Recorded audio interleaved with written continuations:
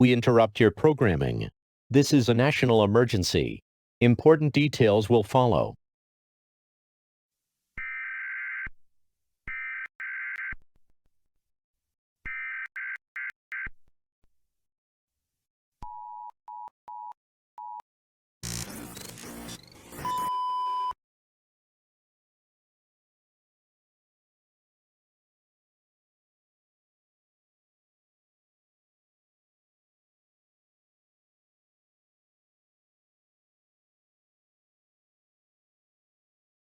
We apologize for the sudden interruption. However, a global crisis is currently ongoing.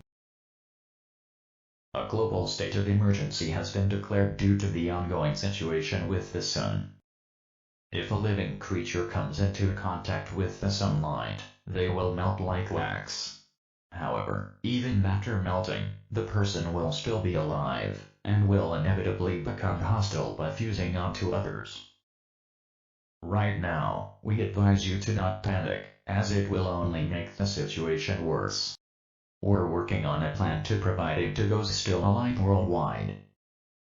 If you are near any of the red marks, safely make your way to the mark to reach an SCP site.